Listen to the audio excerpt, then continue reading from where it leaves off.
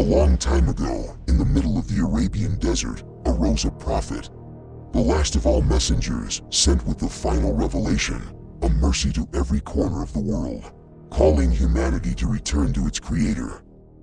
This revelation, the noble Qur'an, is not only a guide to living the faith that Allah has chosen, but a treasury of truths, knowledge beyond the reach of any mind of that era, illuminated only by divine wisdom. Among these timeless truths is the account of creation unfolding across 6 days. From the very beginning of creation, the heavens and the earth have stood as the greatest signs of the Creator. In the Qur'an, Allah says multiple times that He created the heavens and the earth in 6 days. The word ayam can mean days, but it can also refer to periods or eras. In Surah Fussilat, chapter 41, verses 9 to 12, Allah explains the periods of creation in more detail. Say, do you indeed disbelieve in the one who created the earth in 2 days? And do you attribute equals to him, that is, the Lord of all the worlds? Fussilat 41:9. In this verse, it is clear that Allah created the earth in 2 days, which in this context refers to 2 periods or eras. He placed firm mountains on it, blessed it, and measured out its sustenance in 4 days equally for all who ask. Fussilat 41:10. While in this verse, Allah mentions placing mountains upon the earth and blessing it. The word baraka carries meanings of growth, increase, and flowing goodness, signs of fertility and life being established upon the earth. These correspond to the 2 periods mentioned earlier. Then another number appears, 4 days. Many interpretations have discussed what this refers to and how it fits within the sequence already mentioned. From my understanding, since Allah already stated that the earth itself was created in 2 days, these 4 days cannot be referring to the creation of the earth itself. The word qaddara here means He determined, fixed, and prepared, while aqwataha refers to the provisions, elements, and substances that strengthen and sustain it. Theoretically, in this modern era, through advanced measurement, we know that the earth formed from cosmic particles through long phases of accumulation, heating, cooling, and layering, originating from stellar fusion. These processes trace back to the earliest stages of the 6 days of creation. Thus, the 4 days can be understood as describing the processes and transformations that occurred during the early formation of the heavens and the earth, before the earth reached its final shape.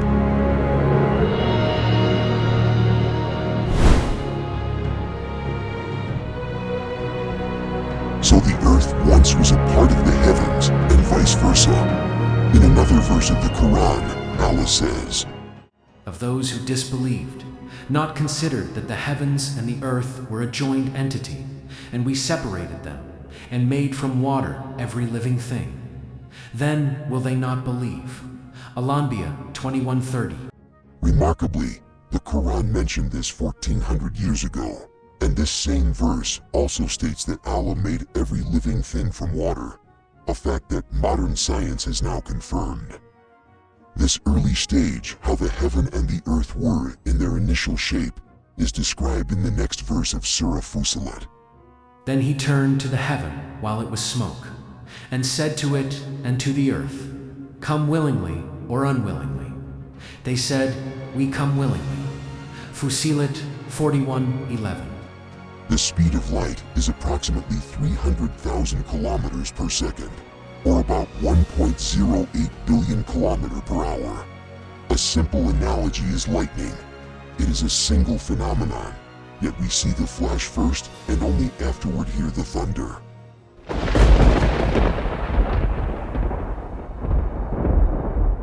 This happens because light travels far faster than sound, which moves at only about 1,235 kilometers per hour. From this, we understand that different forms of energy travel at different speeds. The distance between the Sun and the Earth is about 150 million kilometers. Because of this, The sunlight that reaches us is actually 500 seconds, or 8 minutes and 20 seconds old. Now imagine the light from distant stars. This is why we use light years as a measurement of distance.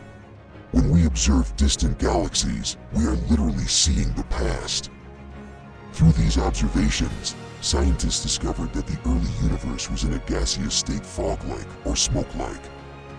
This perfectly aligns with the Qur'anic description of the early heavens as dukhan, smoke, revealed more than 1400 years ago.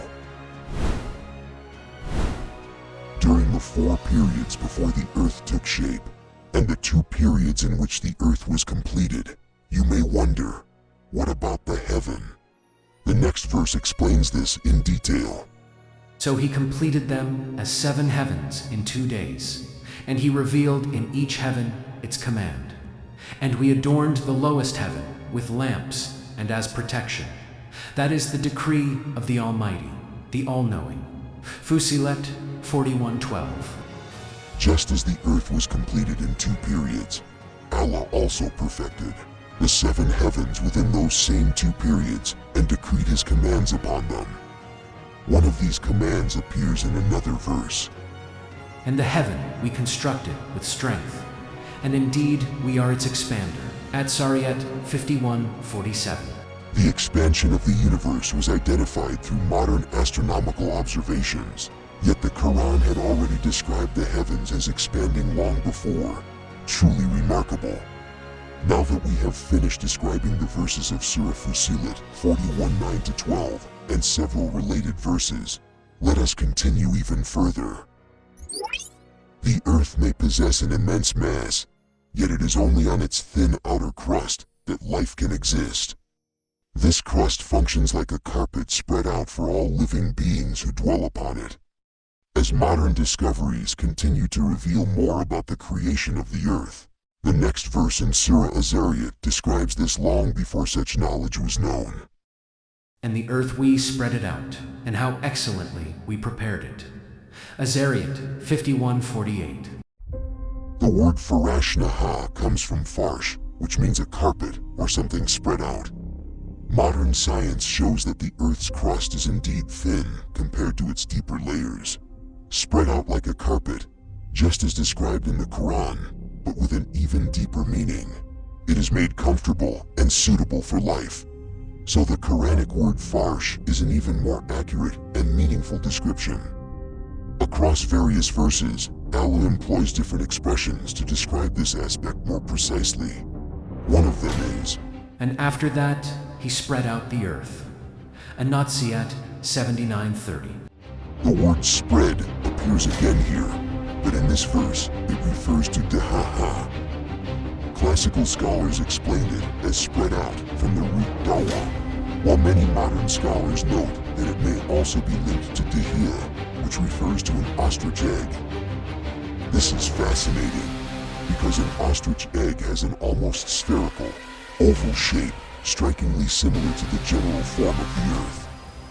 Now let us explore chapter 36, Surah Yasin. It is not allowable for the sun to reach the moon, nor does the night overtake the day, but each in an orbit is swimming. Yasin 36:40. The verse describes how Allah has perfectly arranged the sun, the moon, and the cycle of night and day, a phenomenon directly connected to the earth's motion. For a long time, people believed that the earth was flat and that the sun orbited around it. Only later did humanity discover that the earth is actually spherical, slightly oval, and rotates on its own axis, creating day and night. Its axis is tilted about 23.5 degrees, which causes the change of seasons. In another verse, Allah says he is the Lord of the 2 easts and the Lord of the 2 wests. This refers to the 2 extreme points where the sun appears to rise and set.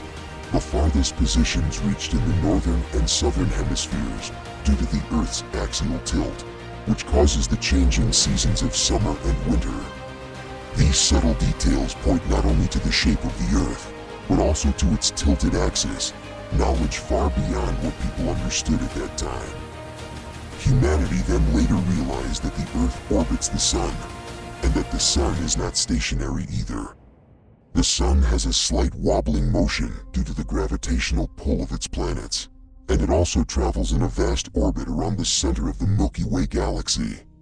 The Qur'an mentioned these realities long before modern science uncovered them, because this knowledge comes from the designer himself, Allah. Let us analyze the last phrase of the verse. The letter Waw at the beginning of the phrase is a conjunction. Now look closely at the sequence of letters that appears in this phrase. You can notice a remarkable symmetry. The letters Kaf Lam Fa appear. Then after the letter Ya they appear again in reverse order. This creates a mirrored pattern, as if intentionally emphasizing the idea of continuous, circular, repeating motion, which is exactly what the verse is describing. The next word Yazbahun, they swim, they move smoothly, or they circulate orbit, begins with Ya, the central letter between the two mirrored halves, symbolizing continuous, ongoing motion. There's more hidden message here. In meaning, each, every, refers primarily to the sun, moon, and the phenomenon of day and night. But the structure of the verse also allows an even broader reflection. This order and motion applies to every created thing, echoing the earlier verse. Exalted is he who created all pairs, from what the earth grows, and from themselves, and from that which they do not know. Yasin 36:36. In this verse, Allah says that He created all things in pairs, what the earth produces, human beings, and many other things we still do not know. Today, with modern science, we understand the structure of the atom. Electrons and protons exist in matching pairs, while neutrons act as stabilizers. Yet many elements and things are still to be discovered or remain unknown. From what we know, everything in creation that has a physical state is made of atoms, each containing its own paired number of electrons and protons. The harmony of this creation is beautifully reflected even in the numbering of the chapter and verse, 36:36, which mirrors this balanced paired design. Even more remarkably, the behavior of electrons orbiting the nucleus echoes the concise expression in the verse 40. This small phrase encapsulates the ordered motion found throughout the universe, from the heavens above to the tiny structures of the atom.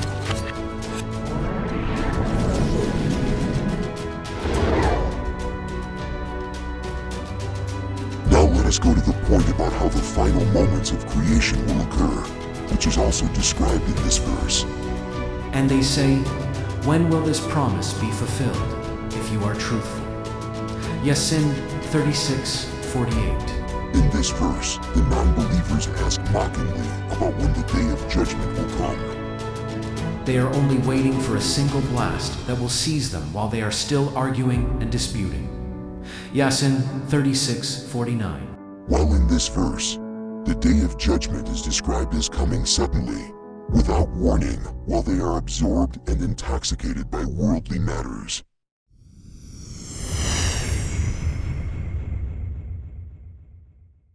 And they will not be able to give any instruction, nor to their people can they return. Yasin 36:50. Meanwhile, the condition of the heavens and the earth on the day of judgment is described in other verses in more detail, such as in Surah Al-Anbiya 21:104, where the heavens will be folded up, Surah Al-Haqqa 69:14, where the earth and mountains will be crushed, Surah Al-Qiyamah 75:9, where the sun and moon will be brought together, Surah At-Tawbah 81:1-2, where the sun is darkened and the stars collapse, and Surah Al-Inshiqaq 84:1, where the sky is split open.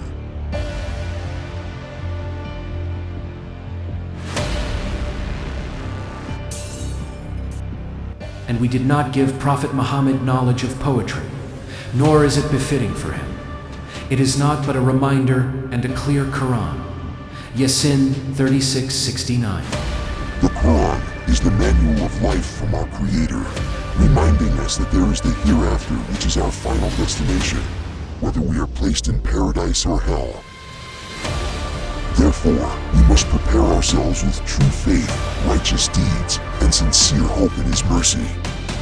The Qur'an is not poetry, nor is it merely human knowledge. It is far greater than what meets the eye. I am a peacemaker, conveying this message to mankind. It is time for all of us to embrace Islam and return to our Creator.